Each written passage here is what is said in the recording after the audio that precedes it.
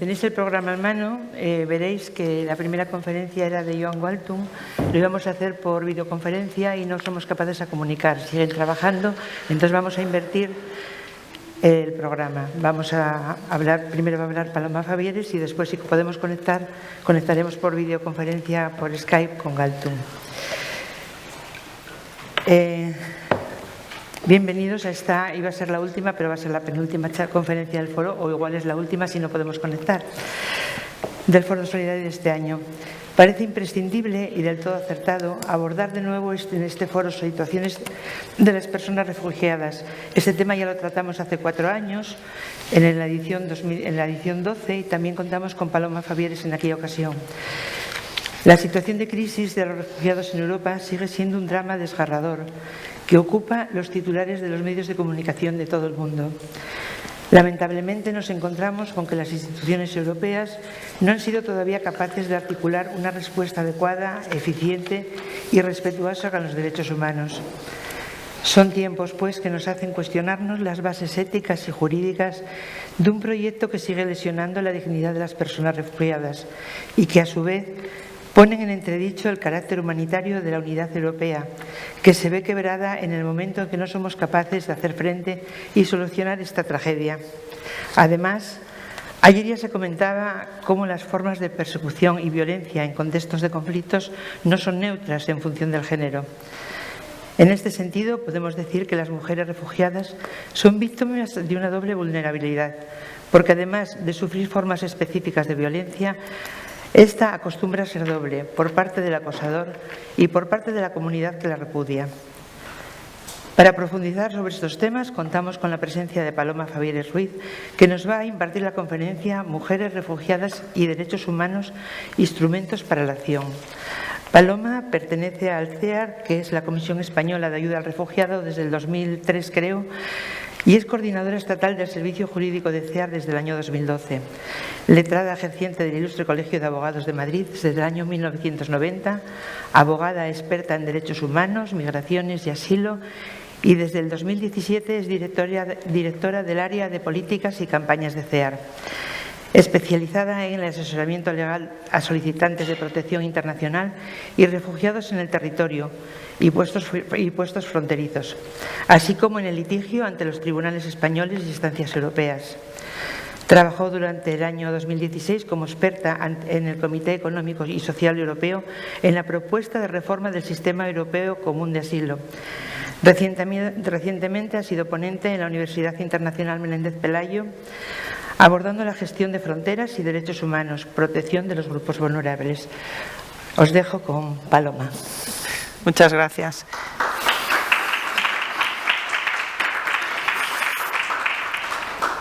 Bueno, pues en primer lugar, como siempre, el agradecimiento por contar con CEAR, por contar conmigo. Es verdad que es la segunda vez que participo en este foro solidario, que me encanta venir aquí y que lo he hablado antes durante el almuerzo. Me parece interesantísimo que desde las administraciones se empiece a calar el discurso de exigencia de los Objetivos de Desarrollo Sostenible de la Agenda 2030, porque es verdad que es particularmente novedoso. Entonces, en la medida en que empecemos a hablar de ellos, conseguiremos que esos objetivos calen por parte de los Estados que se han comprometido con esa Agenda 2030, en concreto el nuestro, pues eso aterrice en acciones concretas que protejan, en el caso que yo defiendo en mi trabajo en CEAR, a las personas solicitantes de asilo y refugiados, ¿no?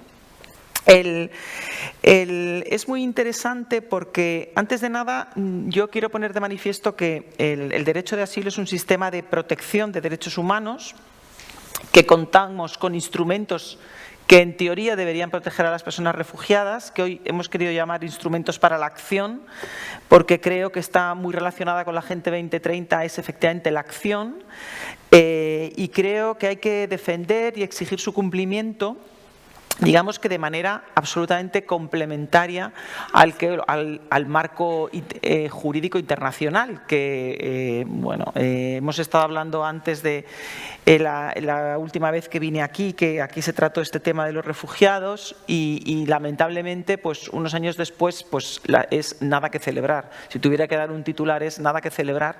Lo que en aquel momento nos planteamos como una crisis, bueno, quizá mal llamada crisis de refugiados en el entorno europeo. Luego me referiré en qué ha quedado todo eso y cuál es la situación en el contexto europeo y en la parte que desde mi punto de vista afecta particularmente a las mujeres. Bueno, el objetivo de paz, justicia e instituciones sólidas, y en lo que se refiere a las mujeres, ya identificó la violencia sexual, la explotación y la tortura en aquellos estados donde hay un agujero en el Estado de Derecho o una violación constante y reiterada de los derechos humanos, que por tanto el objetivo sería desarrollar medidas y cumplir con el objetivo de proteger en el ámbito de estas mujeres. Pero además, partiendo de ese marco jurídico que luego debemos, insisto mucho en esto, aterrizar en cuestiones concretas, hay dos resoluciones muy importantes del Consejo de Seguridad de Naciones Unidas, que fue una resolución, la 1325 en el 2000, que por primera vez pone el foco en la exigencia de participación de las mujeres, perspectiva de género en las negociaciones de paz, etcétera, ¿no? Que si el ponente puede finalmente conectarse, pues él lo podrá explicar muchísimo mejor, ¿no? Cuál ha sido ese papel en todas esas negociaciones de paz, ¿no? Y por primera vez yo creo que aborda la existencia y la exigencia de un tratamiento diferenciado, que ahora veremos después en el marco del asilo cómo se desarrolla, un tratamiento diferenciado a mujeres y niñas, ¿no? Que tiene que ver durante todos los procesos de repatriación, de reasentamiento, y es que, como bien decía mi compañera de mesa, las mujeres sufren en este caso una doble victimización, porque son víctimas del conflicto por pertenecer a ese conflicto y además por el hecho de ser mujer. Vuelve a haber en el 2015 otra resolución del Consejo de Naciones Unidas que reconoce los esfuerzos y la importancia que tuvo la del año 2000, pero que exige o de una manera más sutil establece o destaca la implementación mucho mayor de la agenda sobre las mujeres en, como os decía, declaraciones concretas. Y a raíz, y esto es muy importante, de esas dos resoluciones del Consejo de Seguridad de Naciones Unidas, el Gobierno aprobó un segundo plan de acción de mujeres, paz y seguridad que está vigente, que se aprobó en el 2017 hasta el año 2023. ¿Qué hace ese plan? Ese plan, reconociendo la necesidad de promover la participación de las mujeres en misiones de paz, etcétera, habla de la promoción de la perspectiva de género y la identificación en materia de operaciones en materia de igualdad. Digo esto porque en este plan se nombra los avances que debe hacer España y los cumplimientos que tiene que hacer España en materia, entre otras, de protección a la mujer y también de protección a mujeres y niñas refugiadas. Es decir, cuando nosotras, desde el ámbito del trabajo asistencia a mujeres y niñas refugiadas, hacemos alusión al marco jurídico que para nosotros es la Convención de Ginebra y la Ley de Asilo, quizá se nos está olvidando esa pata muy importante que tiene que ver en exigir a las autoridades españolas que existe un plan que tiene que ser puesto en marcha, ¿no? Es decir, que el plan no puede ser un papel mojado, que el plan está vigente hasta el año 2023 y que las menciones que hace en su valoración el segundo plan, en particular respecto a la Oficina de Asilo y Refugio y a su implicación en las políticas en materia de género, pues distan mucho de ser aplicadas en la práctica. Ha habido avances, ahora los veremos, pero sigue habiendo muchísimos retos. Y además del plan, creo que es importante añadir que el objetivo 6 sobre la igualdad entre los géneros, que habla de empoderar a mujeres y niñas y que habla en especial de la trata de seres humanos, a la que luego me referiré completamente, es un añadido a los ODS que no podemos tener en cuenta principalmente cuando hablamos de mujeres y principalmente cuando hablamos de violencia de género ejercida sobre las mujeres refugiadas y en particular la trata de personas, que se entiende dentro de la protección internacional obviamente como una persecución por motivos de género. Por tanto, insisto otra vez en esto, cómo aterrizamos los objetivos y los convertimos en esos instrumentos para la acción. A nivel internacional, de protección internacional, lo primero es cómo abordamos las solicitudes por violencia de género en el marco de la protección internacional. En este caso sí tengo que decir que más allá del plan, la ley de asilo, la segunda ley de asilo, porque la primera fue del año 84, que es del 2009, fue bastante pionera en el conjunto de las legislaciones europeas porque incorporó los motivos de género dentro de un concepto que está incluido en la Convención de Ginebra del año 51, que es la pertenencia a un grupo social determinado. Evidentemente, en el año 51 nadie se planteaba ni en misiones de paz, según estaba en la Europa como acabó la Europa en aquel entonces, ni tampoco para las personas que solicitaban protección, es decir, para las desplazadas internas y para las personas que finalmente cruzaron la frontera hacia el exterior, nunca se planteó la violencia de género. La Ley de Igualdad de Hombres y Mujeres ya introdujo esta diferenciación y hizo una diferenciación incluyendo, mediante una disposición adicional, que dentro del grupo social determinado se incluían las solicitudes por motivos de género. Y finalmente, cuando llega la ley de 2009 de asilo, se incorpora directamente. Esto, que ahora lo vemos muy naturalizado, pues no era tan naturalizado, no estaba, digamos, tan naturalizado entonces, ¿no? Es verdad que tanto las resoluciones del Consejo de Seguridad como el plan nacional, el segundo plan que tenemos en España, hacen alusión pues, a eliminar prácticas y a reconocer ciertos avances en temas que tienen que ver con la mutilación genital femenina o con el matrimonio precoz, ¿no? Que son formas de violencia de género contra las mujeres también en el ámbito de la protección internacional.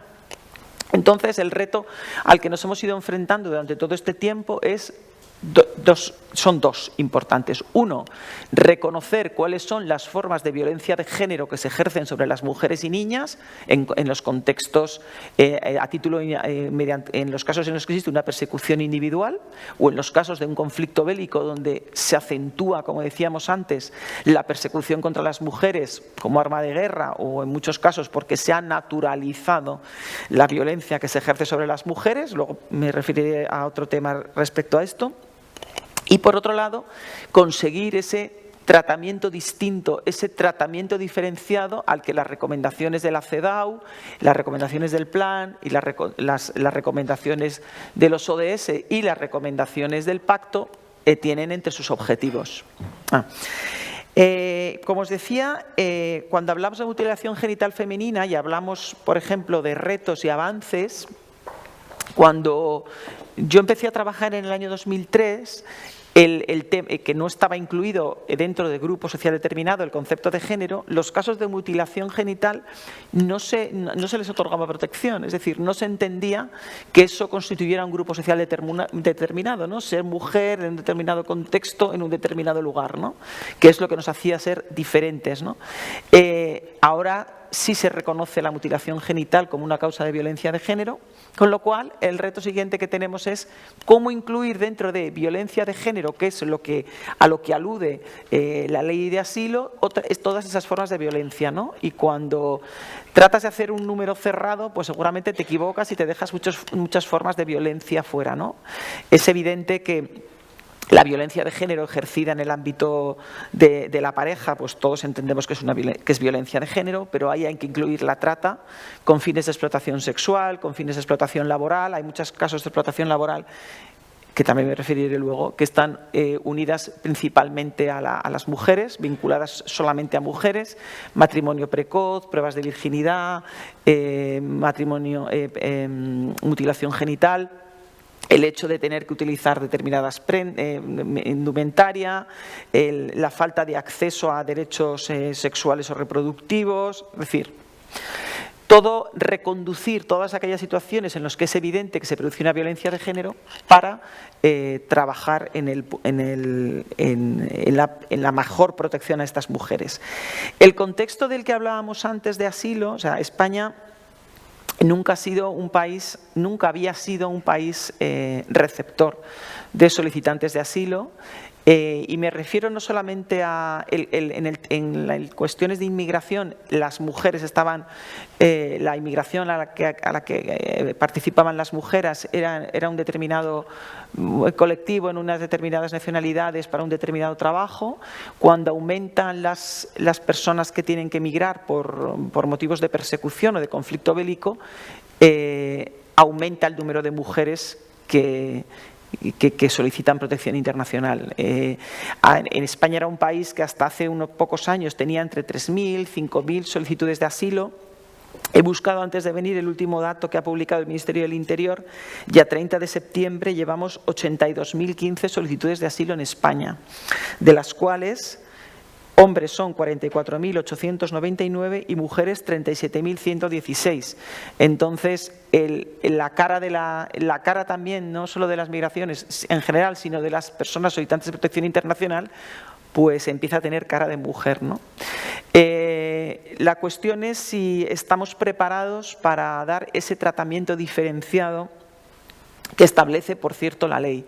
La ley de asilo y la directiva europea establece que es necesario un tratamiento diferenciado para aquellas personas que se encuentren en una especial situación de vulnerabilidad, entre otras, por haber sido víctimas de trata o haber sido víctimas de violencia física, psíquica o sexual. Es decir, la ley de 2009 por primera vez introduce la vulnerabilidad de haber sufrido violencia, mujeres que han sufrido violencia física, psíquica o sexual. La ley de asilo está llena de conceptos jurídicos indeterminados porque violencia física, psíquica o sexual tiene un abanico muy amplio en el que luego, cuando la ley habla de actos suficientemente graves o reiterados para constituir una violación de derechos humanos, bueno, para eso ya estamos las abogadas y los abogados para trabajar sobre eso, pero es decir, que el abanico es muy amplio. Pero aparte, además de las personas solicitantes de asilo, es muy importante poner en contexto y no olvidar que España el año pasado fue el primer país de llegadas en costas, ¿no? A través de las costas españolas, ¿no? Y ahí hay el grupo, el equilibrio entre hombres y mujeres el año pasado estuvo bastante parecido, ¿no? Entonces, el tratamiento que se está diferenciado, que se está dando en la gestión de los flujos que llegan a través de Ceuta y Melilla, que es un mundo aparte, o de las costas andaluzas, pues es prácticamente inexistente. Nosotras en CEAR, que hicimos una misión en el año 2018 detectando pues, los problemas que veíamos más acuciantes de la mano de Cruz Roja, que nos facilitó muchísimo el trabajo en costas andaluzas, pues lo que se veía y lo que se detecta, que ahora ha mejorado algo así, eso sí, es que no existe esa manera de trabajar distinta cuando llegan mujeres en las que, como decíamos antes, hay que analizar no solo el contexto en el país de origen, sino en el país de tránsito. En la mayoría de las migraciones que llegan a través de nuestra frontera sur, sobre todo de la frontera sur, la frontera aérea es más particular, ahora me referiré, las personas que llegan a través de la frontera sur han sufrido en su mayoría las mujeres violaciones constantes de derechos humanos en los países de tránsito, ¿no? Entonces, el sistema de protección internacional está pensado para abordar cuestiones que tienen que ver con la persecución en origen y muy pocas veces o prácticamente nunca a la hora de valorar su solicitud de protección internacional se entra a valorar cuál es la violencia que se ha sufrido en el país de tránsito y cuáles son las consecuencias de la violencia ejercida en el país de tránsito.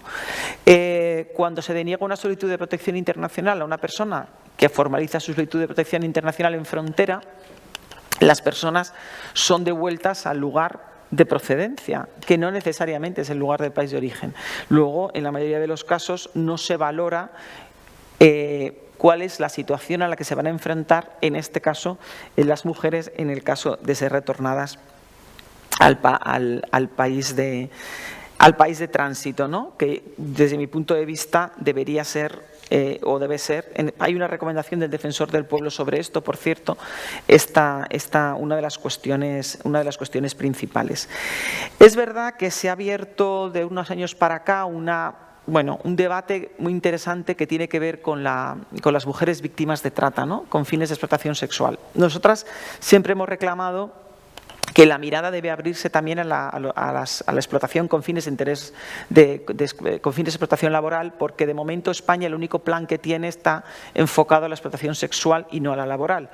El plan, de hecho, el proyecto del segundo plan de derechos humanos, que a nosotros nos dieron acceso para hacer aportaciones, volvían a insistir en el tema de la explotación sexual, y nosotros volvimos a devolvérselo al Ministerio, que nos dio la posibilidad de hacerlo, en el sentido de que habría que ampliarlo a las víctimas de explotación laboral y no solo de explotación sexual. Pero bueno, algo es algo. Es verdad que a lo largo de todos los EDS, tanto del 16 como del 6 como del plan, que sí, pido mucho el plan porque yo se lo machaco, hay que machacar a muchas las autoridades con el tema del plan, porque para eso existe el plan, no para cumplirlo, sino para disimular y para decir que ya lo tienes aprobado desde el 2017, para lavar la cara no es suficiente, ¿no?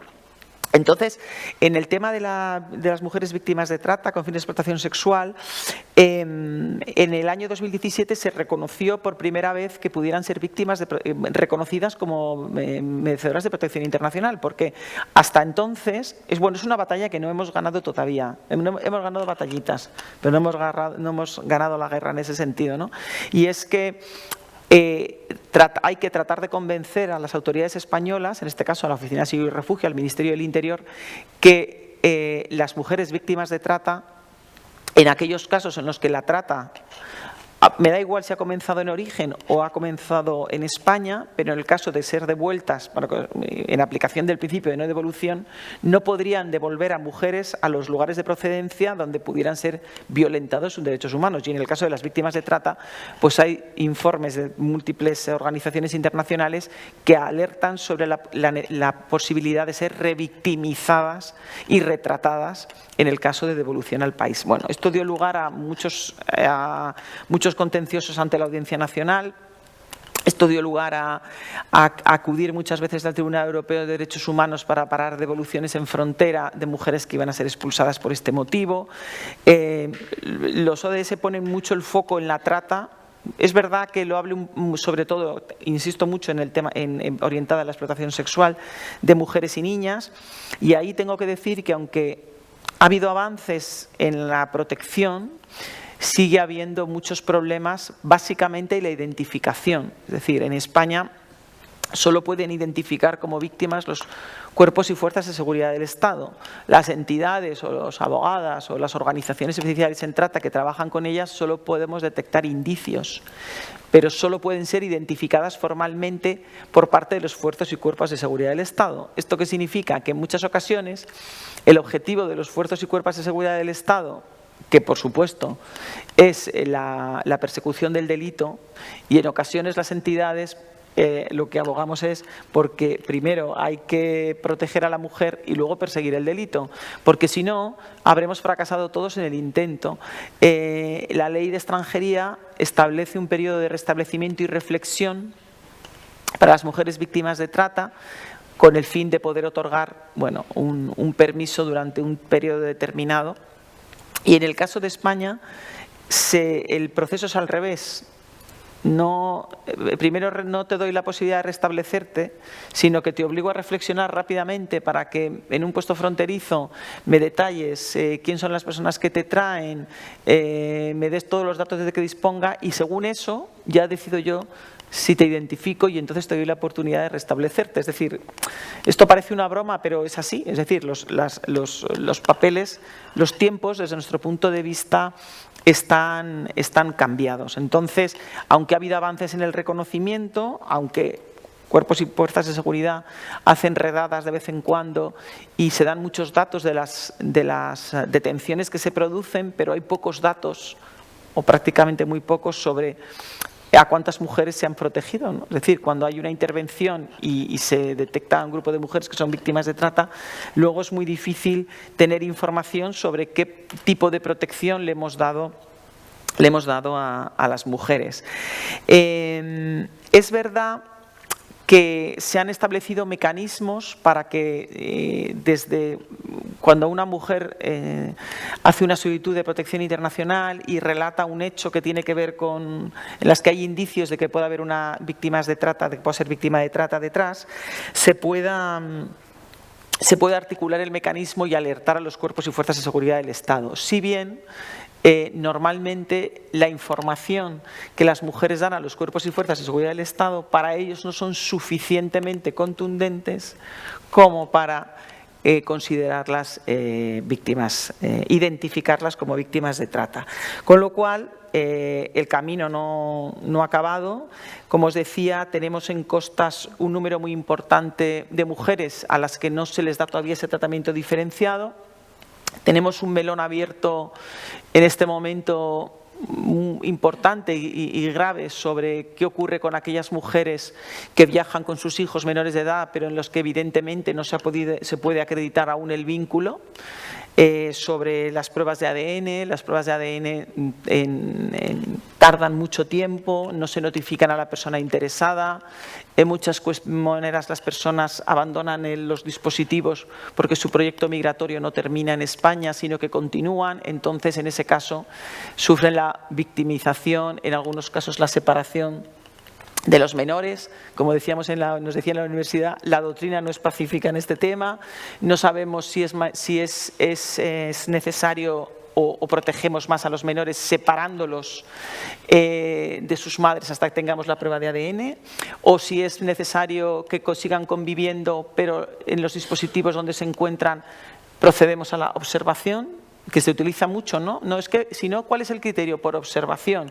Bueno, todos sabemos, las personas que habéis trabajado por ahí mucho más que yo, que en muchos países el concepto de el vínculo materno-filial no es el mismo que tenemos en Europa, en nuestros cánones europeos. Bueno, no es el mismo que tenemos en España que el que tenemos en Holanda.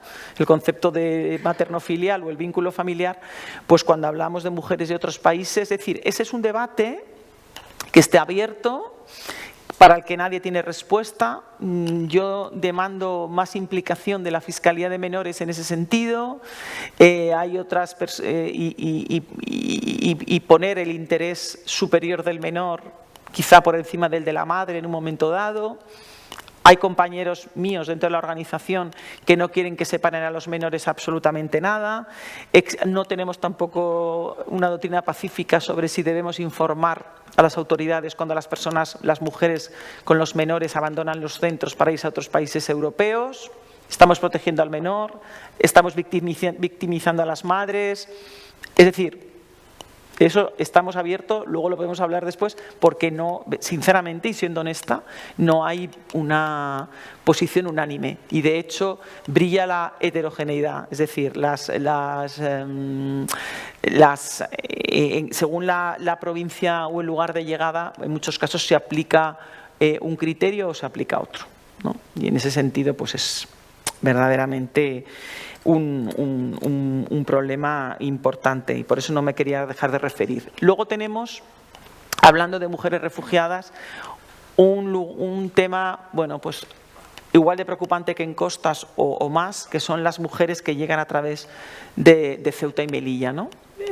Sabéis que las mujeres que llegan a través de Ceuta y Melilla, y sobre todo de Melilla, bueno, son trasladadas a los centros de estancia temporal de inmigrantes que ellos pertenecen al Ministerio de Trabajo. No son centros de detención ni son centros de organizaciones. Allí se da un perfil de mujer subsahariana, también últimamente bastante argelinas, marroquíes, que en muchos casos, el caso del perfil marroquí y argelina tiene que ver con violencia de género ejercida en el ámbito de la pareja. Muchas de ellas han viajado con menores, con el riesgo de la proximidad que tiene la frontera, bueno, y tan frontera, porque es frontera terrestre, en el caso de Nador. En el caso de Ceuta es más complicado llegar para ellas. En el caso de Melilla, bueno, teniendo en cuenta todos los obstáculos que hay en este momento para acceder a través de la valla de Melilla, y que a las personas y las dificultades que hay para salir de Marruecos y acceder a través del puesto fronterizo, la mayoría de ellas llegan en embarcaciones, pues sobre todo a los islotes. Los islotes que están alrededor de Melilla, sabéis que son de soberanía española, con lo cual antes en muchas ocasiones han sido devueltas a Marruecos o entregadas a las patrulleras marroquíes, pero ahora ya las están trasladando a los centros de estancia temporal de inmigrantes de Melilla porque son de soberanía española, es decir, son territorio, no sé si recordáis Perejil, pues ahora llegan muchas a Chafarinas que, como os decía, es de soberanía española. Así que el perfil más o menos de mujer refugiada que tenemos en este momento obedece a varias nacionalidades. Frontera Sur tiene que ver con mujeres marroquíes, mujeres argelinas, en su mayoría, en el 100% diría yo, vinculadas a violencias de género ejercidas en el ámbito de la pareja, que viajan con niños, y en el caso de Melilla, embarcaciones, mujeres subsaharianas, en las que, además de la violencia ejercida, normalmente huyen por temas de matrimonios forzosos o de mutilación genital, o mujeres que van a ser víctimas de trata, que yo creo que hasta ni ellas identifican, es lógico, no se pueden identificar todavía como víctimas de trata, que es totalmente distinta a las mujeres marroquíes y argelinas. Y luego, dentro de las solicitudes de asilo en territorio, que últimamente, desde hace 2 años, son la mayoría, obedecen los principales países son Venezuela, Colombia, Honduras, El Salvador y Nicaragua. En este caso, en su mayoría son núcleos familiares y ahí pues es necesario, en ese caso, identificar muy bien cuál es la situación de las mujeres, porque en muchos casos dentro de esa unidad familiar pues se esconden violencias de género importantes a las que es necesario, como os decía, dar un tratamiento distinto. Sobre eso hay muchas prácticas por parte de las autoridades europeas, la necesidad de entrevistar, en ese caso, a las personas por separado, lógicamente, intentar que los entrevistadores sean personas del mismo sexo. Y sobre todo hay una parte muy importante que cuando la ley habla, yo insisto mucho porque se lo exijo mucho a la Administración, de tratamiento diferenciado. El tratamiento diferenciado en el caso de la ley española no está desarrollado reglamentariamente, porque quedó pendiente un reglamento que en todos estos años no han tenido a bien, porque entre que se convocaban elecciones, se volvían a convocar elecciones, gobernaban unos, ahora no que estamos en funciones, nunca se ha aprobado el reglamento de asilo. Y entre medias, ¿qué ha ocurrido? Que entre medias, en el año 2016, se empieza a trabajar otra vez desde las instituciones europeas, desde la Comisión Europea, en un nuevo sistema común de asilo, en un nuevo paquete de directivas de asilo. ¿Qué ocurre? Que España tiene abierto un procedimiento de infracción porque no incorporó las directivas anteriores, y eso significa que le ha pillado el toro, que le han abierto un procedimiento de infracción y que ahora tiene que hacer una reforma express de la ley de asilo cuando se conforme el gobierno, porque ya tienen preparado el borrador, para hacer la transposición de lo que no hicieron en su momento, pensando que en breves plazo de tiempo se aprobará un nuevo sistema común de asilo que obligará a incorporar las nuevas directivas, ¿no? Las nuevas directivas, y ahora ya sí que me quiero referir a este contexto europeo. Bueno, antes de entrar en el contexto europeo, me quiero referir a un tema que me parece muy importante y que afecta de lleno a las mujeres porque las estáis viendo en los barcos y las habéis visto mucho este verano. Es verdad que a raíz de las llegadas de personas, para situar el contexto, a raíz de la llegada de personas refugiadas a Grecia, en un principio todo el foco se puso en Grecia. Se firmó, como sabéis, el acuerdo de Turquía para que Turquía hiciera de contención. Ahora amenaza que si no le dan también los va a dejar venir, lo mismo que hace Marruecos con nosotros. Pero en este caso lo hace de Turquía con el resto de la Unión Europea, que de vez en cuando sale y dice, pues voy a abrir la puerta para que entren todos y tal. Bueno, a raíz de ahí, del cierre de esa ruta, se abrió la ruta del Mediterráneo Central, ¿no? Mediterráneo Central, que no os voy a contar, que lo habéis visto todos en la televisión. Y a raíz de ponerse todos los obstáculos al Mediterráneo Central es cuando aumenta la vía por las costas andaluzas, porque es que esto no se puede taponar. Si tú taponas en un sitio, van a decir, si no abordamos los problemas en origen ni facilitamos vías seguras a las personas que efectivamente son refugiadas, pues la gente va a seguir saliendo buscando vías alternativas, y prueba de esto es cómo han ido cambiando las rutas a raíz del Mediterráneo. Cuando el Estado, los Estados no hacen su trabajo, es decir, sabéis que Italia durante muchos años asumió, durante varios años, la operación Mare Nostrum, que Italia era la que cubría toda la zona del Mediterráneo central. Cuando Italia dice, oye, yo ya esto no lo voy a hacer solo, no lo voy a volver a hacer más, Frontex instaura la operación Tritón, una operación Tritón que era muchísimo menos ambiciosa y que no se establecía en términos de seguridad. ¿Qué ocurre entonces? Que empiezan a haber muchísimos más muertos en el Mediterráneo central. En ese momento hay organizaciones, ONGs, que deciden acudir a prestar ayuda, bueno, y empieza todo ese proceso de criminalización de las organizaciones que prestaban esa ayuda humanitaria, que nunca deberían prestar y que efectivamente es que no deberían estar, porque no deberían ser ellas quien tendrían que estar haciendo ese trabajo, sino que lo tendrían que estar haciendo los Estados. Bueno, en ese foco en concreto del Mediterráneo central, así como en el mar Egeo, la mayoría de las personas eran grupos familiares. En el contexto de costas andaluzas y en el contexto de Melilla y en el contexto del Mediterráneo central hay mucha feminización. Es decir, las personas que huyen de Libia, en el número de personas que huyen de Libia, hay un número muy elevadísimo de mujeres y de niñas. Lo comentábamos antes también comiendo. Yo tuve la oportunidad de estar en el desembarco de las personas que llegaron a través del Aquarius y después en el Open Arms, y sobre todo en las personas que llegaron en el Aquarius, quizá porque eran muchos más y estuvieron muchos días, pues yo nunca he visto personas en una situación más horrible en toda mi vida. O sea, ni en Frontera Sur, ni en Ceuta, ni en Melilla, ni en Costa, ni en ningún sitio. O sea, el deterioro de aquellas mujeres era impresionante, y de las niñas también. Nosotras estamos ahora pendientes de cuál va a ser la respuesta que se dé en términos de protección internacional a las personas que llegaron en el Aquarius y en el Open Arms.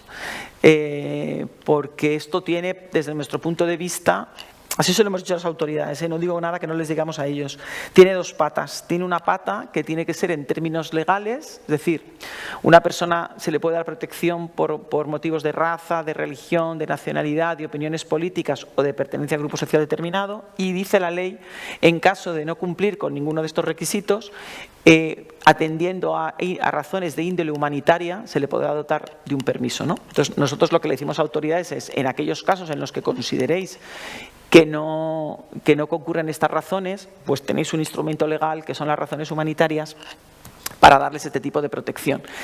Y luego hay otra pata distinta que tiene que ver con la coherencia política, que yo ya le dije a ellos, esa a mí ya no me corresponde, eso ya es una decisión que tienen que tomar ellos, ¿no? Cuando tú te haces cargo de o admites rescatar a 600 y pico personas, hombre, pues parece feo que un año después los dejes en situación irregular purulando por España, ¿no?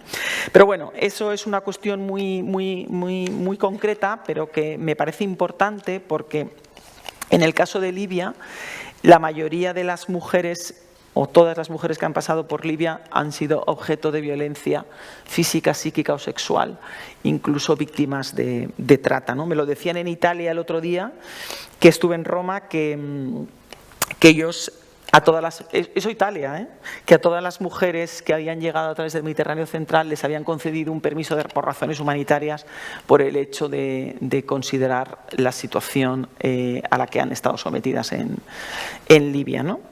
También lo comentábamos antes, que en el caso de Libia se da, y esto es un tema para hacer también autorreflexión cada uno, se da la paradoja de que esta misma situación la han vivido los hombres, la violencia física, psíquica y sexual, pero que, comentábamos antes nosotras, nos sorprende más cuando se trata de hombres. Es decir, hemos naturalizado de tal manera la violencia contra las mujeres que cuando hablamos de en Libia se produce violencia sexual sobre las mujeres, es claro, sí, pero cuando decimos en Libia se produce violencia sexual contra los hombres, que se produce igualmente, es como, sí. O sea, ¿no? Como que en el fondo ¿y eso qué es? Pero eso nos pasa, a mí me pasó cuando vi los primeros casos de la gente que he atendido de Libia, de hombres, ¿no? Yo se lo dije a mi jefa el otro día, le digo, esto es tremendo, porque esto es una prueba más de cómo hemos naturalizado o interiorizado la mujer como objeto de violencia, ¿no? O sea, que no es un rollo mental de vamos a hablar sobre violencia de género, sino que te pasa en las situaciones que las que vivimos día a día. Bueno, no me quiero enrollar mucho para dejar tiempo para que hablamos. Luego, por último, hay dos instrumentos en este momento importantísimos. Yo llamo instrumentos para la acción porque es que me gusta mucho la palabra, instrumentos para la acción. Y digo acción, veo a mi amigo Javier al fondo, porque creo que ya hay que empezar a hablar de acción, ¿no? Porque, es decir, si lo que tenemos, el marco jurídico no nos vale, pues tendremos que buscar otro tipo de instrumentos que, bueno, que nos lleven a exigir que los tenemos y que son complementarios a la propia, porque si no seguiríamos en el año 51, que se aprobó la Convención de Ginebra. Bueno, y que son los pactos globales. Es decir, en diciembre del año pasado, sabéis que se aprobó el Pacto Mundial sobre Migraciones y un poco más tarde, también en diciembre, el de refugiados. El de migraciones, es decir, no tienen carácter vinculante para los estados, pero sí son un compromiso. Es decir, allí en la reunión de Marrakech estuvieron todos los presidentes de gobierno de todos los países europeos y no europeos que firmaron el pacto, ¿no? Y el pacto sobre refugiados va alineado con la Agenda 2030, es decir, el Pacto Mundial sobre Refugiados, el Pacto Mundial sobre Migraciones, ¿no? El pacto lo que dice es que tiene que ser revisado como cada 4 años, se van a volver a reunir todos a ver qué acciones concretas han emanado del Pacto Global. Y se encuentra ligado porque habla de desarrollo sostenible y protección de los derechos humanos de las personas en situación más vulnerable. O sea, vuelve a ser casi una declaración de principios. Es verdad que tiene 23 objetivos el pacto, que muchos tienen que ver con sostenibilidad, etcétera, etcétera, pero aunque no tenga carácter vinculante, yo creo que es la primera vez que se pone sobre la mesa que es necesario tener un pacto, ¿no?, sobre migración legal, ordenada y segura. Y luego el de refugio, que se aprobó el 18 de diciembre, el de refugio, desde mi punto de vista ha sido mucho menos ambicioso. El de refugio va a ser objeto de revisión ahora, de reunión en Ginebra también el 18 de diciembre cuando se cumple un año. Primero porque tenía 4 objetivos que a mí ya me rayaron un poco desde el principio, que era disminuir la presión que soportan los estados de acogida, es decir, fortalecer la resiliencia de las personas refugiadas, apoyar a los países de origen en relación al retorno seguro, y luego aumentar el reasentamiento, que eso sí me parece necesario, ¿no? Sabéis que el reasentamiento es en este momento la única vía legal y segura que tienen la mayoría de los estados y desde luego el nuestro para acceder al procedimiento de protección internacional. Son personas que se encuentran en terceros países y que han tenido que ser reconocidas previamente por el ACNUR como refugiados y a partir de allí cada estado aprueba una cuota, un número determinado, una cuota determinada y los acogen al año. O sea, normalmente España suele aprobar un cupo de 1000 personas, una cosa así, y eso va a ser al objetivo, yo creo, el objetivo al que vamos a tender, ¿no? Cada vez hay más externalización de frontera, más cierre de frontera, más externalización para que el trabajo de contención lo hagan terceros estados para impedir que lleguen y vamos a elegir a los que queremos que lleguen. La pega que tiene para mí el proyecto, o sea, yo defiendo el proceso de reasentamiento, etcétera. En teoría, la selección de los participantes se centra en las personas más vulnerables. Otra cuestión es si son las más vulnerables las que consiguen llegar a terceros países, pues eso también sería otro debate. Si es necesario abrir los programas de reasentamiento a otras personas o a otros colectivos más allá de el conflicto bélico de Siria, donde ha estado todos estos años focalizado, ¿no? Es decir, como si efectivamente las mujeres y niñas más vulnerables están en condiciones de acceder a los programas de reasentamiento, pues a lo mejor sí, pues a lo mejor no, pues a lo mejor hay que revisar. También comentábamos en la comida, ya me callo para que podamos hablar, en la comida sobre este tema. Nosotras en CEAR estuvimos en julio, en Jordania y en Líbano, haciendo un monitoreo de la situación del reasentamiento, ¿no? Y la situación que vimos en los campos, hay campos mejores, hay campos hay campos malos y hay campos menos malos. Es decir, algunos de ellos están a 8 kilómetros, a 17 kilómetros del puesto habilitado con Siria, pero a 8 de puesto no habilitado. Y hay gente que lleva a 8 kilómetros de su casa 6 años viviendo en un campo de refugiados, ¿no? Entonces, es una cosa que hasta que efectivamente yo no lo había estado nunca en terreno, no la ves, pues yo no me lo podía imaginar. Pero una de las cosas que más me sorprendió, hablando con algunas organizaciones pequeñas que están trabajando dentro de los campos, y que están trabajando con mujeres, es una cosa tremenda, ¿no? O sea, es decir, es verdad que las resoluciones del Consejo de Seguridad de la ONU hacen referencia a la violencia, a la perspectiva de género, a la mujer en las situaciones de conflicto, a la especial vulnerabilidad a la que se encuentran en esas situaciones de conflicto, bueno, en los casos en los que son víctimas incluso de los propios miembros de Naciones Unidas, o de actores terroristas, pero yo me encontré allí, que me sorprendió muchísimo, organizaciones que me decían que allí las mujeres no pueden ir solas al baño en los campos de refugiados. O sea, no se me había pasado por la cabeza. Tú ves un campo de refugiado perfectamente organizado dentro de lo que es el horror de vivir en un campo de refugiado, ¿no? Que son, al final son como... ¿Cómo se llama eso? Como chabolillas de esas, sí, chabolillas con unas tal, y lo que es el haber interiorizado cada uno lo suyo, ¿no? Que hablando con las mujeres me decían, no, es que aquí al baño se puede ir sola. Entonces, partiendo de la base que en un campo de refugiados no puedes ir sola al baño, pues podéis imaginar. Así que nada más y nada menos. Así que me quedo abierta a todas las... Bueno, lo que me diga mi ponente, moderadora. Espera, a ver, vamos a... O si se puede conectar el... Por favor, esto no funciona.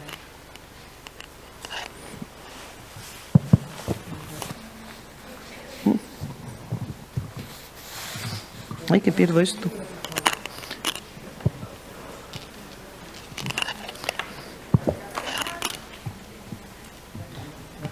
Si no, sigo yo. Ah. No se puede conectar con esto. Estamos unidos. ¿Te conectas esto, por favor? No, que me lo conectes, que no funciona. ¿No se te oye? ¿Ahora? ¿Ahora? Vale. Pasamos a una ronda de preguntas mientras intentan conectarse con Galtu. A ver, animaros.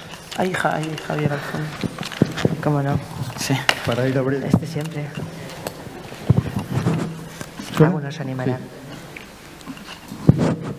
Si no, yo tengo algunas Bueno, para saludar a Paloma y preguntar si el caso emblemático del Tarajal, en el que la CEAR ha trabajado tanto, no sé si todos los muertos o asesinados eran varones, pero y la familia y las madres y las hermanas, el recorrido al no entregarles los cuerpos, al no hacerles justicia. Estamos hablando de la construcción de la paz, ¿no? Esta cosa del ODS 16. ¿Qué tendrá que ver la vida de esta gente que intentaba llegar nadando ahí al Tarajal y qué tendrá que ver la justicia o la injusticia, que ahora creo que la última es que le aplican la doctrina Botín? ¿Qué tendrá que ver Botín, ¿no? Ahora para mantener la injusticia frente a esos crímenes? Pues contesto. Sí. Pues sí, el caso al que se refiere Javier, como todos sabéis, es que hace 5 años hubo un grupo de personas subsaharianas que intentaron llegar a España a través de la frontera de Ceuta en el Tarajal. Y cuando se impidió por parte de las fuerzas de seguridad que accedieran al territorio español, bueno, pues se les disparó con material antidisturbio, que es un material que está pensado para la tierra y no para el mar, y botes de humo, etcétera, ¿no? Consecuencia de ello es que murieron 14 personas y una está desaparecida. Luego hablamos siempre de 15 personas fallecidas. Ese caso está judicializado. Nosotros fuimos con otras organizaciones como acusación popular. El caso ha sido archivado 3 veces.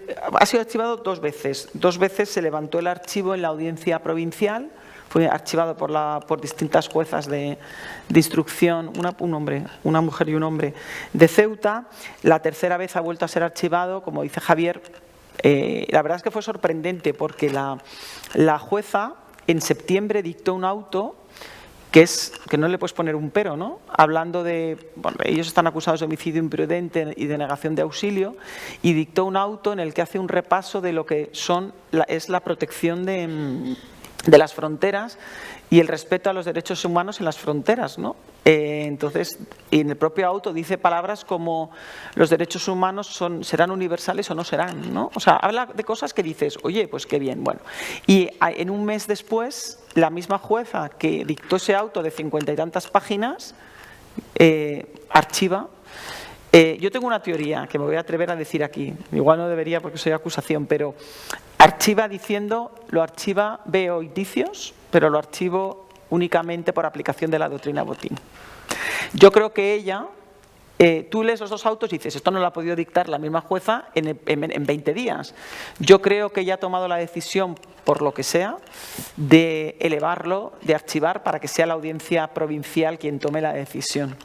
Porque es imposible que sea la misma persona, ¿no? Entonces, nosotros que hemos presentado el recurso de apelación, el día 7 venció el plazo, bueno, pues después de la doctrina Botín, que habla básicamente es si no hay acusación particular, si el fiscal no acusa, en este caso el fiscal a pesar de ese auto no acusó, si el fiscal no acusa y no hay acusación particular, no vale con que haya solo acusaciones populares, ¿no? O sea, no nos da legitimidad a las acusaciones populares para ir en solitario, ¿no? Y alega la doctrina Botín. Pero yo que me he tenido que estudiar la doctrina Botín de arriba abajo, en esa sentencia hay 7 votos particulares. Que hay que tenerlos en cuenta. Uno de ellos de Maza, el fiscal que murió hace poco, bueno, que lo acusaban de ser muy conservador, bueno, pues él en ese auto dice, vamos a ver, en su voto particular dice, si no les dejas a las acusaciones populares, en los casos que no haya fiscal, ¿qué sentido tiene mantener esa figura dentro de la ley de enjuiciamiento criminal? Decía, y voy más allá, nadie va a ejercer de acusación popular, que es un trabajo desgastante, frustrante, para que en cualquier momento del proceso, sin más requisitos, te puedan apartar del proceso, ¿no? Luego, después de la doctrina Botín, hubo la sentencia Tucha, la sentencia del caso Nos, y a esas matizaron la doctrina Botín. O sea, la doctrina Botín fue la primera sentencia, pero luego hay 2 sentencias del Tribunal Supremo posteriores que matizan y que no comparten el criterio al 100%. Bueno, todo esto está porque en este momento nos estamos enfrentando al tercer archivo del recurso, ¿no? Y que hilando, ya más allá de botines y tal, con lo que decía Javier, el tema del caso del Tarajal, para mí es un ejemplo de que no hay, en este momento, ojalá me equivoque y levanten el archivo, pues no hay ni justicia ni reparación, ni para las víctimas ni para las familias. Ha sido una batalla titánica conseguir que declararan. Nosotros teníamos un testigo que estuvo allí, que luego entró por tarifa en un dispositivo de CEAR que declaró. La verdad es que lo hizo muy bien, pero está bastante tocado, tengo que decir. Y luego, hablando de si había mujeres, él me dice que sí, él no me sabe determinar cuántas mujeres había porque era un grupo muy numeroso. Pero una de las testigos que ha declarado desde Alemania por videoconferencia es una mujer. Que yo no he tenido contacto directo con ella más que el día de la declaración. Pero Hervé, mi compañero, porque ahora trabaja en CEAR, no me sabe especificar cuántas mujeres había, muchos en mayor medida que hombres, porque claro, llegar a nado a la playa del Tarajal es... Pero hoy por hoy pues no hay ni justicia, es evidente, ni reparación, porque a la familia, a las madres se les ha negado de los muertos, se les ha denegado la posibilidad de ser acusación particular. Que esa es otra, no hay acusación popular porque nos las estáis denegando, no porque no tengamos acusación popular, ¿no? En fin, el tema del Tarajal yo creo que será una cosa que pasará a la historia, sinceramente, de cómo se puede actuar impunemente y salir, es decir, y sobre todo porque hoy día situaciones como esa yo creo que no se van a volver a producir, evidentemente, ¿no? Por toda la presión mediática. Servirá a lo mejor para que no vuelva a pasar, para que no se vuelva a utilizar ese tipo de antidisturbios, para que no se tomen ese tipo de decisiones en una playa, ¿no? Repelerá a pelotazos de goma a personas que iban nadando, que muchas iban con el chaleco, que no sabían ni nadar. Pues hombre, no parece la mejor manera de abordar el control de la frontera, ¿no? Pero creo que es importante no perderlo de vista, pero bueno, seguiremos haciendo el recorrido y ya veremos qué pasa. ¿Alguien se anima? ¿Alguna pregunta más? Hola. Hola. Hola. Muchas gracias por esta charla. ¿No? En Colombia, las organizaciones sociales hace un poco más de 3 años ganamos una batalla jurídica y era que la ley 985 del 2005 en Colombia trae en uno de sus artículos que las mujeres víctimas de trata no necesariamente tienen que denunciar a su tratante o dar a conocer quiénes son sus tratantes para ser protegidas. Cuestión que no veo que se presenta acá en España, ¿no? Sí. Y logramos la batalla porque a pesar de eso, ese artículo fue demandado y fuimos las organizaciones sociales quienes nos pusimos al frente y logramos ganarla ante la Corte Constitucional. Pero ya hablando del tema de trata, creo que una de las desventajas que hay es que se hable de trata con fines de prostitución. Si bien es uno de los… la trata con fines de prostitución es uno de la trata más conocida. Creo que eso hace que solo se enfoque a ese tipo de trata y no a otros tipos de trata como es el matrimonio servil, que se está presentando mucho acá. De hecho, la trata de personas de las colombianas, siempre lo he venido denunciando, en Colombia la trata de personas es la segunda fuente de financiación del paramilitarismo, después del narcotráfico, y muchas de las mujeres que vienen mal llamadas mulas, o sea, que vienen con drogas en el estómago, son víctimas de trata que están obligadas a traerla, pero además una vez están acá en Europa a prostituirse. O sea, tienen la doble connotación con el paramilitarismo que está en Colombia y que tiene sus enlaces en Europa, que eso se ha venido denunciando en Colombia, por algo pues también estoy asilado acá en España, por esa lucha que venía dando. Y lo otro que creo que también es muy importante y que lo tocaste, es cómo las mujeres son doblemente victimizadas. Y sí, es cierto, son doblemente victimizadas, no solamente porque se les trata de sacar todo lo que ellas traen consigo ahí en el momento para poderlas acoger, sino también porque les quitan derechos, ¿sí?, para poderlas acoger. Hay un caso aquí, precisamente en Asturias, donde una mujer llega con su esposo y sus hijos, ¿sí?, y ella… su esposo había estado acá hace 12 años y salió otra vez ahora de Colombia por la violencia, y como él ya estuvo aquí hace 12 años, él no tiene derecho a las acogidas que tienen los demás. Y entonces, como ella sí nunca había estado, lo que le dicen desde Action es, pues déjelo, sepárese de él y la acogemos a usted. Es decir, pretende Action que separar una familia, solamente para darle acogida a él porque el otro no tiene derecho. Es ilógico. Sí, pero es ilógico porque el sistema es ilógico. Es decir, el sistema, en este momento el sistema de acogida está en un punto francamente de profunda revisión. Es decir, desde que España tenía un sistema de acogida, de lo que es el sistema de acogida, que era bastante garantista en comparación con otras legislaciones europeas.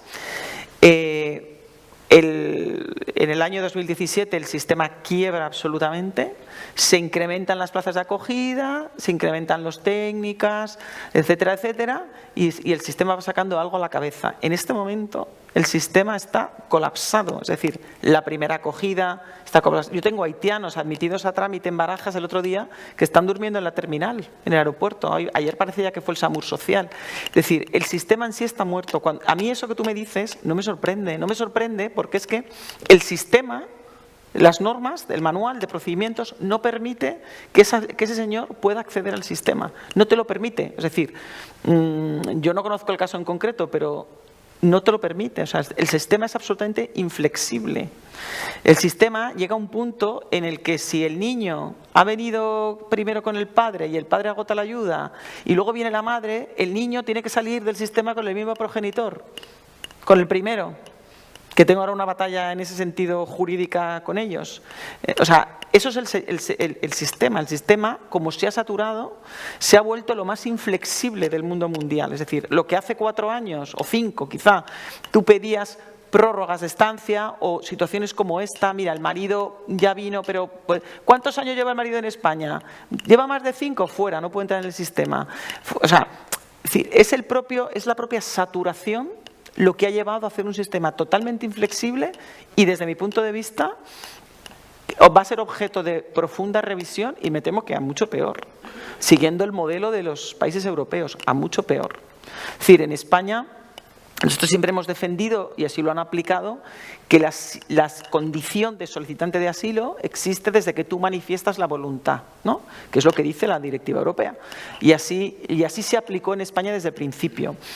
En muchos de los países europeos, efectivamente, tú accedes a esas condiciones, pero mientras se estudia tu proceso, solo tienes derecho a condiciones materiales de acogida. Es decir, no se trabaja la integración en esos primeros 6 meses. Es decir, podemos ir, y yo creo, si me invitan a otro año, que hablaremos de todavía peor, o sea, de una vuelta de tuerca más también al sistema de acogida. Es decir, el Ministerio del Interior en este momento está intentando sacar la cabeza como puede, está intentando resolver las solicitudes. Ahora la media está en un año, en 15, 16 meses, y sus previsiones son que a partir de enero puedan estar resolviendo en 9 meses, pero es que el sistema de acogida, el hecho de que se haya ralentizado tanto en interior, ha bloqueado en cierta manera el sistema de acogida. Porque si la ley dice que tú tienes que tener una resolución en 6 meses, pero las autoridades tardan 2 años y medio en dártela, pues tú, y nosotros así lo defendemos, sigues teniendo la condición de solicitante de asilo. Y por tanto tienes derecho a agotar, en el caso de personas vulnerables, las 24 meses en el sistema. O sea, que eso que tú me dices no me sorprende, pero eso es la falta de flexibilidad que tiene el sistema y ello va a conducir a una vuelta de tuerca en el sistema, sin duda. Sin duda, sin duda. Y luego, respecto al tema de la trata, que me he ido con lo de la acogida, efectivamente, el tema de la mendicidad, de la extracción de órganos, en España está totalmente invisibilizado. Es decir, no, en España está, fíjate que no hay ni siquiera plan de explotación laboral, que se está dando muchísimo. Nosotros hemos tenido ahora un caso que hemos atendido en Barajas a muchas personas vietnamitas. Las personas vietnamitas, que hay muchísimas mujeres que han sido víctimas de trata. La última pelea la tuvimos hace 3 semanas porque las devolvieron y fuimos hasta Estrasburgo, pero aún así no nos paralizaron la devolución. Ellas venían a trabajar ellas venían a ser explotadas laboralmente. Ellas no lo llamaban así porque no saben lo que es, porque no saben ponerle nombre, pero vienen a cuestiones que tienen que ver con estética. Creo que salió en prensa ya, de hecho, cuestiones que tienen con las uñas. No se puede ir a hacer las uñas a sitios así, porque están en esas condiciones. Entonces, está como muy... Otro tema, nos hemos autonormalizado el tema de toda la población china, ¿no? Como siempre que no, es que trabajan ahí en talleres, tal, bueno, sí, pero como invisibles, ¿no? Todas las mujeres chinas que están trabajando en talleres de costura, etcétera, ¿no? Bueno, pues ahora también se dirige mucho hacia la parte de estética y la red última de trata que detuvieron, las mujeres eran explotadas en establecimientos de este estilo. Es decir, es que ellos van 20 pasos por delante que nosotros. Es decir, tú lo sabes mejor que has trabajado en trata en Colombia, ¿no? Es decir, se detecta una determinada situación y ellos cambian la ruta. Haces ese asesoramiento jurídico y entonces ya vienen preparadas, las preparan para que... O sea, aquí al final, yo me lo planteo a veces, al final, ¿qué estamos haciendo? Trabajando por que entren, en facilitar que puedan continuar, que se continúe el tema de la explotación una vez que están en territorio. Es decir, a mí me genera a veces también muchas... Ahora tengo algunos casos de mujeres de Honduras y El Salvador explotadas en México, por ejemplo, ¿no? Y con el apoyo de las maras, ¿no? En los países de Honduras y El Salvador, que entre el negocio del narcotráfico se incluye también, han incorporado también la trata de mujeres. Esa será otra batalla que tendremos que librar con la Oficina de Asilo y Refugio. Si están en condiciones de regresar a Honduras o El Salvador en condiciones de de seguridad y respetando el principio de no devolución, ¿no? Pero eso es otra...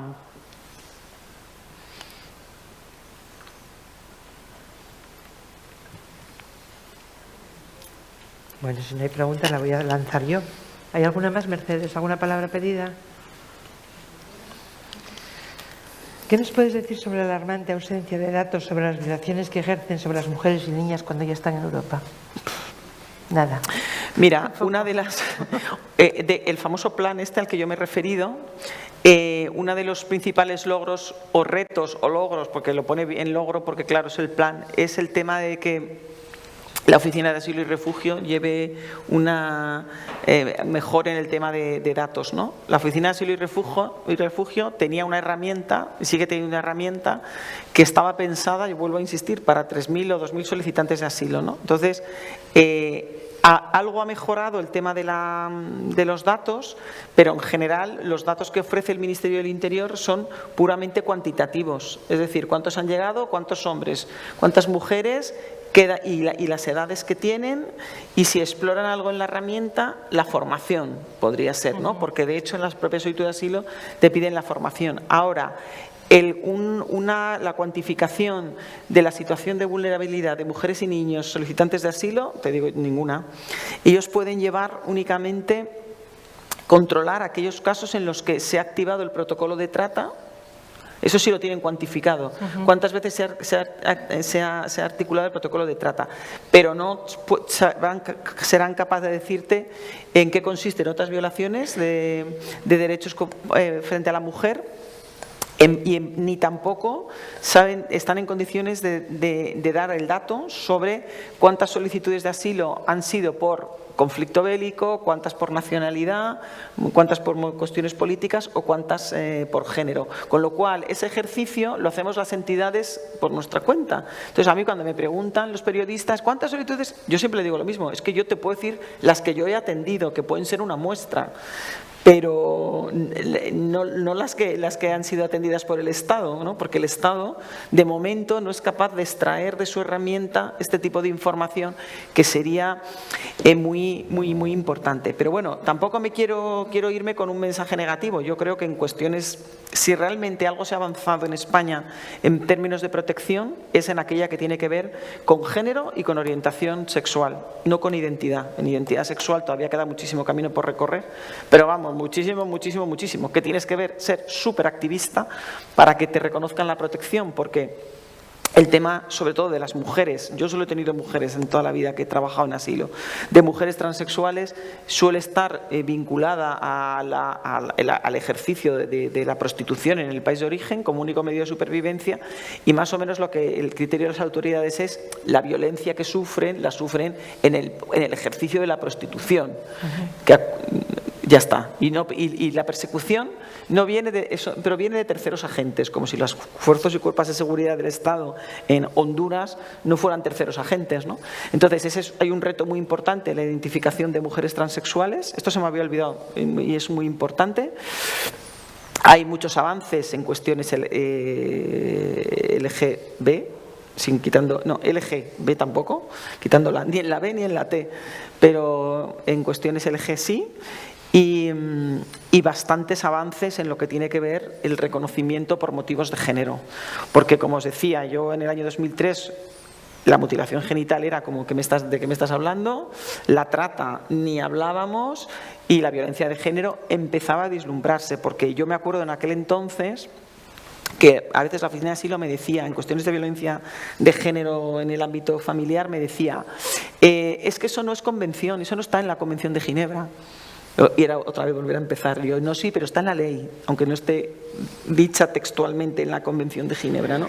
Entonces sí que creo que en estos 15 años, en temas de género y en términos de protección, sí que ha habido avances importantes. Queda, para mi gusto, la mejor identificación.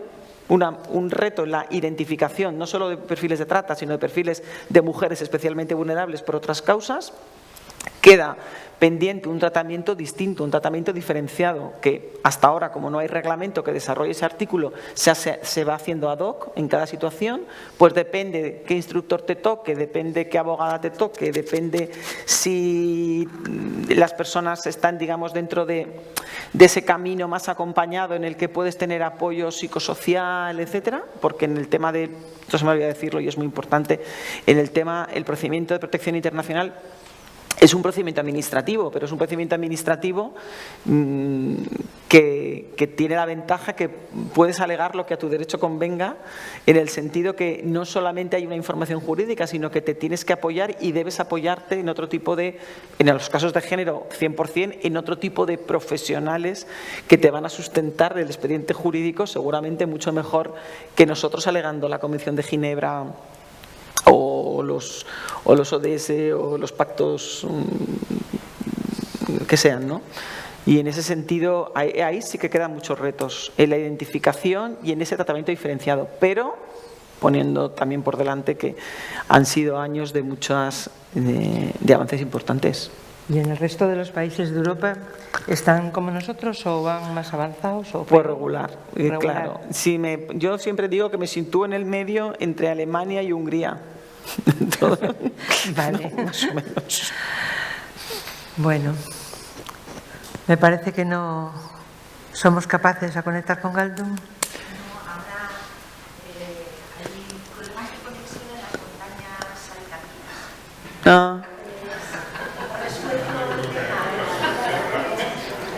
Ha pasado el problema a la montaña de Alicante y no podemos ahora conectar, pero en este caso por el retorno.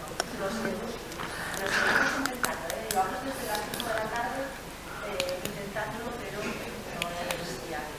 Bueno, mientras esperamos a ver si es viable o no, por lo menos darle las buenas noches, porque no sé si nos va a dar tiempo a más. ¿Alguna pregunta más? Coja el micro, por favor.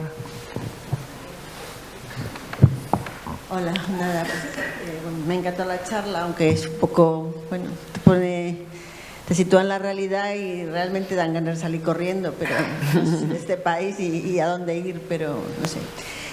Bueno, a lo mejor tiene que ver mucho con la charla, pero yo es que, bueno, trabajé los 4 años que existió el Ministerio de Igualdad, se hablaba de trata, es verdad que en el ámbito, claro, nacional, y bueno, se creó la Ley de Violencia de Género. Y bueno, yo colateralmente, porque mi trabajo era administrativo, pero bueno, estaba ahí. Luego un día desapareció, nos enteramos por casi la prensa, yo creo que igual que la ministra de entonces, Viviana Ido. Ahora se vuelve a hablar de que puede volver el Ministerio de Igualdad. ¿Qué opinión tienes de este tema? ¿Puede ser útil? ¿Puede ser importante? ¿Puede servir para algo? No sé. Yo creo que sí, es decir, yo creo que todas las medidas que se han tomado en materia de igualdad, yo creo que esta es una opinión mía, evidentemente personal, pero yo creo que las medidas en materia de igualdad y la perspectiva de género en general tiene que ser transversal. Es decir, pero efectivamente, o sea, es decir, no creo que que haya un Ministerio de Igualdad, a mí me parece importante, pero creo que esa perspectiva tiene que estar incorporada en todos los ministerios y en todas las administraciones, porque hay que aterrizarlo, como decíamos al inicio, en acciones concretas, porque si no quedará en papel mojado, como ese plan que tenemos ahí hasta el año 2023, ¿no? Que desde luego en lo que se refiere a mujeres refugiadas, a mí no me lo han hablado ni me han mencionado ese plan. Desde el año 2017 no es algo que se tenga por utilizado. Por eso yo creo que toda la perspectiva tiene que ser transversal a todas las administraciones, pero desde luego que haya un mecanismo que vele, un ministerio que vele porque esas medidas se focalicen.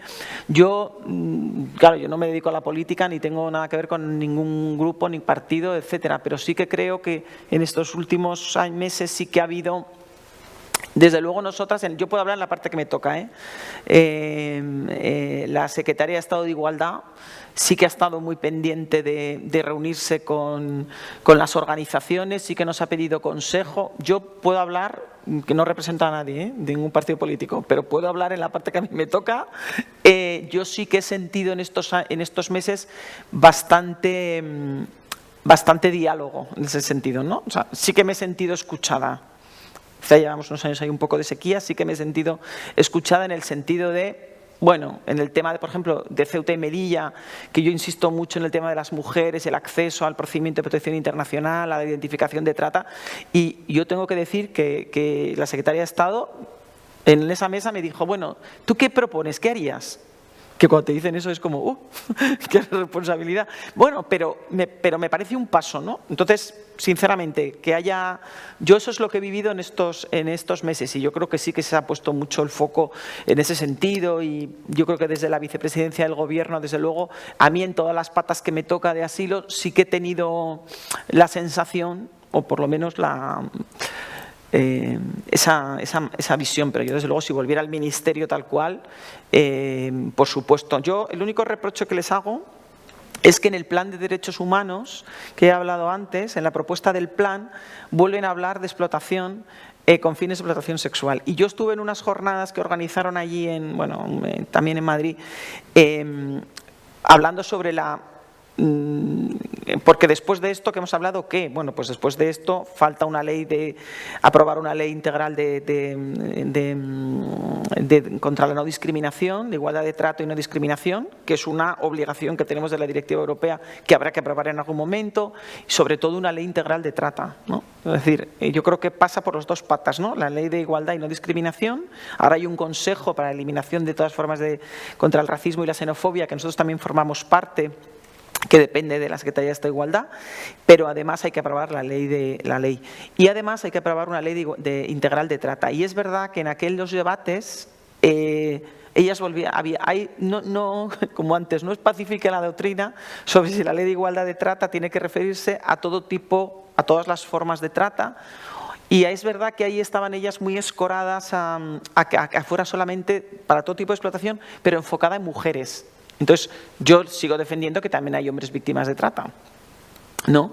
Porque es que ellas me decían, pero en mucha menor medida. Digo, sí, eso es indudable que en mucha mejor medida, pero es una pena en una ley integral pues perder la perspectiva de hablar de personas en lugar de no solo de mujeres. Pero bueno, ese era todo el debate que había. Evidentemente el debate de momento está en barbecho hasta que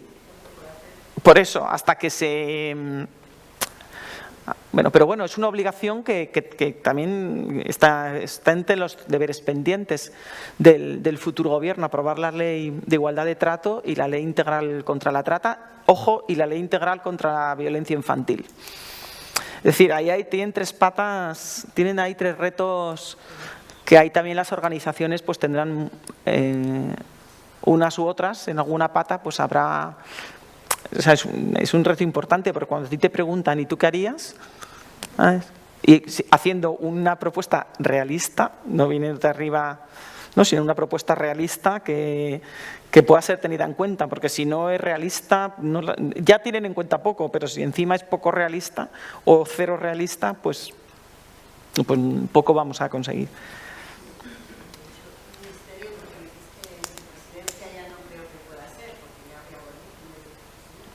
Ese es otro tema, sí. Eso puede ser. ¿Le pasas el micro, por favor, a...?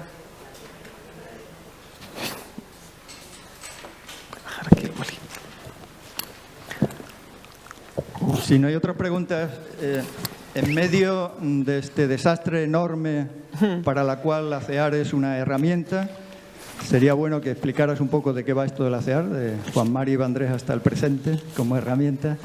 Quiero decir, el Mediterráneo, ya se han superado los 1000 muertos, ¿no? Hace tiempo, este año, más la historia, las distintas rutas no seguras, barajas y todo lo que tenéis que ir. En medio de todo eso hay programinas muy pequeñinos, distintos, en los cuales la CEAR también trabaja. Por ejemplo, programas de atención temporal a víctimas de violencia. Ha sido y es asesora desde 2001 del programa asturiano, coordina el programa vasco, coordina el programa catalán, ha estado detrás del programa del Ayuntamiento de Madrid, que acaban de cargarse, ¿no?, al eliminar la Oficina de Derechos Humanos y el Plan de Derechos Humanos del Ayuntamiento de Madrid, etcétera. Bueno, esa historia queremos reconocerla, el aporte, ¿no?, jurídico y asesoría de la CEAR en todas estas experiencias. Pero quería volver a lo que tú decías antes, no se pueden poner vallas ni muros a lo que es evidente, lo que ha sido históricamente y que va a aumentar con las mujeres y hombres del desastre climático, ¿no? Todos los expertos, todas las expertas lo dicen. No tendría que estar afinada entonces la herramienta, las leyes que estás diciendo, pero también la CEAR, ¿no?, con toda esa historia. ¿Cuántos ERES, cuántos recortes ha habido en la CEAR en los últimos años, ¿no? El tratamiento que se ha estado dando. Las personas técnicas, jurídicas, voluntarias de la CEAR, ¿cómo se las elimina? ¿Son díscolas por criticar lo que está ocurriendo, por señalar dónde se está metiendo la pata, vulnerando los derechos humanos? ¿Por eso son los recortes? Bueno, tendría que ser lo contrario, ¿no?, en este momento. Afinar esas herramientas, la CEAR y las demás. Yo creo que yo no me considero, claro, yo no me voy a poner en el papel de criminalizada porque trabajar desde mi posición enfrente del Bernabéu, a mi pesar, que yo soy del Atleti, pues no me puede situar en la misma posición, que eso es el castigo de Dios, toda la vida mirando al Bernabéu. No me puede situar en la misma posición, por supuestísimo, ni para nada, de la gente que se está jugando el tipo, no hablo solo del Mediterráneo central, sino en muchos lugares, ¿no?, incluso dentro de Libia, ¿no?, que luego está ese debate de por qué están en Libia, si estás en Libia estás legitimando. Pues no, si estás en Libia, yo mi opinión es que estás, sabes que ese debate también se abrió en Grecia, ¿no? Si en el momento que los hotspots se convirtieron en centros cerrados, si las organizaciones que se quedaban trabajando dentro estaban legitimando a las autoridades. Bueno, eso yo no quiero, pues eso es un debate, porque si te vas, pues al final las dejas, abandonas a las personas. Es decir, bueno, pero ese debate ha existido siempre y yo creo que mientras sea el mundo va a seguir existiendo, ¿no?, sobre si el hecho de quedarte o de colaborar en determinados espacios legitima. Mira, yo eso lo vivo, por supuesto, nada que ver.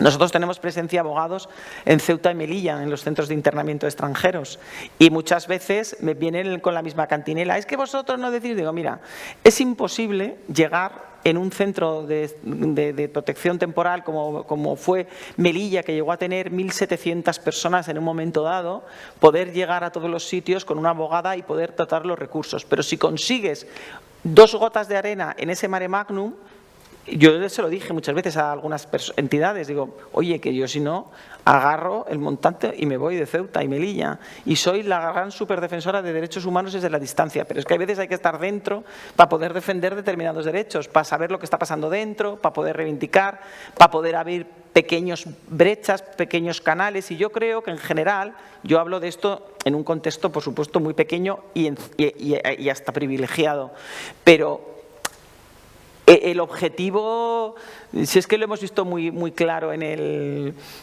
tema del Mediterráneo central, que es o sea, el tema es, si yo, ahora se ha firmado el convenio entre Malta y Libia otra vez, que está pasando un poco desapercibido. Italia ya lo tiene y ahora lo tiene Malta. Es decir, al final, los estados, pero aparte es que la Comisión Europea no se esconde, no es que lo diga yo, es que la Comisión Europea, cuando saca sus informes anuales, habla de qué bien la excelente colaboración que estamos teniendo con Libia para evitar que la gente salga. O sea, es que lo dice abiertamente, es decir, con el dinero de todos se ha formado a la Guardia Costera Libia, que se le llama Guardia Costera Libia por decir algo así como que queda bien, porque me acuerdo un día que vino un periodista a la oficina y me dijo, pero si esto, dice, yo cubrí Libia en la época de Gaddafi, si estos no son ni Guardia Costera ni nada, si estos son tíos a los que les han dado un fusil, delincuentes a los que les han dado un fusil, en eso estamos dejando el control de la frontera y esto estamos dejando a estos pobres desgraciados. Eso es lo que estamos haciendo, pero es que eso no se le escapa a nadie, ni siquiera la Comisión se esconde cuando lo dice, igual que nosotros se lo hemos dejado no solo nosotros, la Comisión Europea aprobó una cantidad de dinero para Marruecos. Entonces, yo lo que digo es, está bien, o es su obligación, acordar, cerrar acuerdos con terceros países, pero desde un marco de protección de derechos humanos, ¿no? Porque en el control de fronteras, pues no vale todo. Y yo creo que en ese sentido hemos ido hacia atrás. Por eso decía al inicio que 4 años después, pues nada que celebrar, porque de aquella ola y de aquella explosión de solidaridad y que obligó a la Comisión Europea a forzar los famosos acuerdos de reubicación, que luego incumplieron, pero bueno, fue un paso adelante, nunca había habido acuerdos de reubicación antes, etcétera. Ahora, pues se ha pasado de, bueno, venga, vamos a plantear cómo vamos a poder acoger a toda esta gente, porque luego fue el fracaso, bueno, fue un fracaso en cierta medida, porque hubo países que cumplieron más que otros, vamos a firmar acuerdos de cooperación, supeditar y condicionar la ayuda a la cooperación al control de fronteras y firmar acuerdos de readmisión con terceros países y con el objetivo de impedir que lleguen. Y de hecho, toda la reforma esta a la que he aludido del sistema común de asilo está paralizada porque no se ponen de acuerdo en la asunción de responsabilidad de las personas que llegan a los estados. Porque los estados del norte lo que quieren es que los estados del sur, como el primer país de entrada, asuman todas las personas que entran, y los estados del sur están en pie de guerra contra los del norte porque no quieren que el único criterio para determinar la responsabilidad sea de los estados del sur. Por eso no hay acuerdo. ¿Ya se ha conectado? Ah. Tenemos a Johan. Ah. Encontramos la solución de poder que os diga unas palabras. Tienes que hablar en el teléfono. Yo estoy hablando por el teléfono de Johan y están aquí muchas personas con muchas ganas de saludarte y que les puedas también saludar tú a ellos, ¿vale?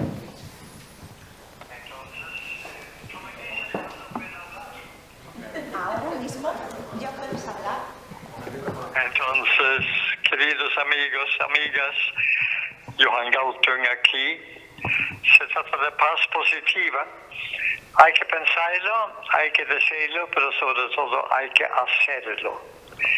Y hay que hacerlo, no como paz mundial, porque eso no vamos a hacer, sino pequeños pedazos de paz, ejemplos concretos. Hay que seleccionar algo que se puede resolver y hacerlo inmediatamente. Y eso va a funcionar como ejemplo para otros. Y los ejemplos positivos, empíricos, es el mejor método. Johan. Sí, aquí estoy. Muy bien. Muchísimas gracias. ¿Alguien quiere pedir algo a Johan? Se han quedado todos mudos, ¿eh?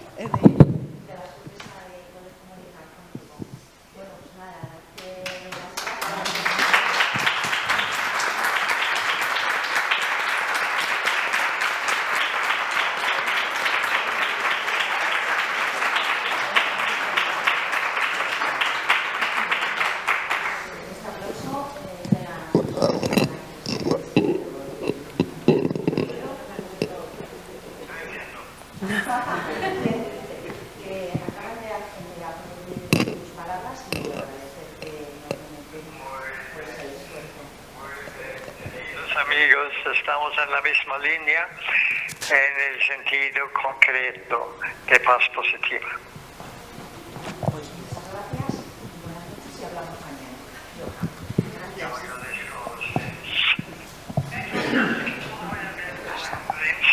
Saludos más amistosos de mi parte. Pues muchísimas gracias. Rosa quería preguntar. Rosa. Yo me había quitado esto, pero bueno. Última pregunta, Rosa. Buenas tardes.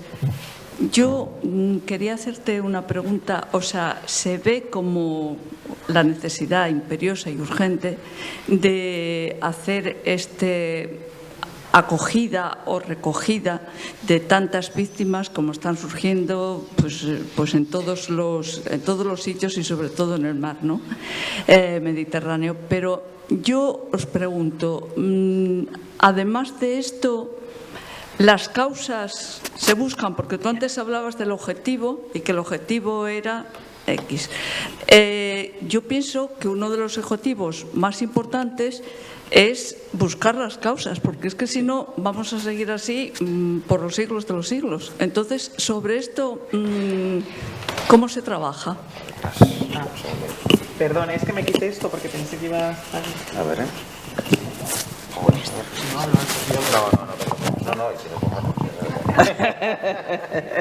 pero espera, esto es cómodo. A ver, ahí. Vale, sí. Pues sí, efectivamente, o abordamos las causas que provocan los desplazamientos o esto sería un pozo sin fondo. Yo creo que además en este debate que en el año 2015, cuando empieza a salir la gente, se empezó a acuñar y que ha quedado es muy de ACNUR este debate, esta expresión, pero en el fondo es verdad, que tiene que ver con los flujos mixtos. Es fundamental. Es decir, hay gente que se ve obligada. Javier ha hablado de una cosa muy importante, que es lo que va a producir, que tiene que ver con los desplazamientos por causas medioambientales, ¿no? Que ese es el otro reto que tendremos. Nosotros en CEAR tenemos previsto abordarlo, llevamos ya tiempo, porque es una discusión jurídica que tampoco es pacífica, ¿no? Pero la realidad, y yo creo que el gran error del Pacto Global para las Migraciones es que no termina, pasa muy de refilón, porque sabe que es un melón que el día que lo abran pues será importante, ¿no? Pero al final está todo interrelacionado, porque la gente que sale del Sahel, por ejemplo, y que llega aquí, que aquí la gente dice no, o las autoridades dicen no, solo sale son migrantes económicos. Pero también hay que abordar por qué la gente es migrante económico, porque irse no se quiere ir nadie. O sea, en realidad nadie se quiere ir de su tierra, ¿no? Luego, si dentro de la migración legal, ordenada y segura, que es como el mantra, los únicos programas que existen pilotos tienen que ver básicamente con la recogida de la fresa, porque no la queremos recoger nosotras, pues creo que no estamos avanzando mucho en determinar las causas. Es verdad que dentro del ámbito, yo no sé de cooperación y no me voy a meter en el jardín de la cooperación, pero también otro debate que está ahí, que para valorar, es si los proyectos de cooperación efectivamente se consiguen el fin para el que se... No me voy a meter en esto, que yo no sé de cooperación, pero hay que reconocer que el debate está ahí. Cuando la gente habla de abordar las cosas que provocan los desplazamientos, uno de los temas que sale a colación es ¿qué estamos haciendo en cooperación? Bueno, la cooperación con la crisis económica quedó por el suelo, luego poco entiendo que se podía hacer, pero es decir... en realidad, cuando las autoridades españolas y la propia Comisión Europea habla, yo pienso siempre en la Comisión porque la Liga ya no se juega aquí, es decir, las decisiones que se toman aquí son decisiones que se toman en un ámbito muy, muy concreto, ¿no? Pues ellos lo que dicen es, uno de sus argumentos es, para evitar los desplazamientos, hay que abordar y hay que invertir en origen, ¿no? Bueno, la manera que se invierta en origen ya sería otro debate. Y luego... la respuesta que jurídicamente damos a las personas refugiadas, pues evidentemente jurídicamente no es la misma a la que damos a las personas que huyen, porque la mayoría huyen por motivos económicos. Entonces, si somos realistas, no hay que buscar lo que tú dices, o sea, hay que buscar la causa en origen, porque no vamos a conseguir un espacio de libertad ambulatoria en Europa ni en la mayoría de los países europeos, ¿no? El otro día estuve yo con una comisión que vino de Perú, que hasta ahora han sido muy solidarios con Venezuela, etcétera, y ahora ya han puesto un cupo. Y ya nosotros ya no podemos asumir más gente. O sea, si al final el argumento siempre es el mismo, ¿no? Como os decía antes, el tema de por qué los Estados europeos no llegan a una posición común es porque nadie quiere asumirlos en el fondo, porque quieren que las personas que entran por frontera sur, da igual España, Italia, Grecia o Malta, se queden en estos países y no, o sea, la solidaridad en ese concepto que no es el concepto de solidaridad que entendemos nosotros, sino que el Tratado de Funcionamiento de la Unión Europea habla del principio de solidaridad de los Estados, ¿no? Entonces, por eso cuando la Unión Europea habla de solidaridad se refiere en términos legales No en, venga, sé solidaria conmigo, no, se refiere, es una exigencia legal la solidaridad entre los Estados. Entonces, si no se abordan las causas o una vez que se aborden se ponen soluciones y se dan alternativas, o la gente va a seguir moviéndose. Porque desde que el mundo es mundo la gente se ha movido. Pero... Bueno, me parece que se nos agota el tiempo y antes de que nos marchemos con esta charla terminamos las charlas del Foro Solidario, pero el foro no ha terminado. Ahora mismo os invitamos a ir a un teatro, a la Casa de la Cultura, a las 8:15, a ver la obra justamente ahora de los Relayos. En la Casa de la Cultura está la exposición de los trabajos que han hecho los niños de las escuelas y los centros educativos hasta el 28 de noviembre. Y tenéis la película... espera a ver, que no sé qué día es, el 27, tenemos una película, Un cerdo en Gaza, a las 8 de la tarde. Está abierta también en la página del CPR de Avilés Occidente.es o en la página del Ayuntamiento el taller que se hará el lunes 18 de noviembre en el Centro de en el CPR, en el Centro de Profesorado de Recursos de Avilés. Y creo que con esto, ¿algo más se me olvida? ¿Técnicas del Ayuntamiento? ¿Esto está subido a la web del Ayuntamiento? Está subido. Ayer no. El programa no. No. Lo de ayer y lo de hoy lo subían ahora, lo van a subir. Ah, vale. ¿Y lo de ayer? Bueno, pues muchas gracias por la asistencia y hasta el año que viene.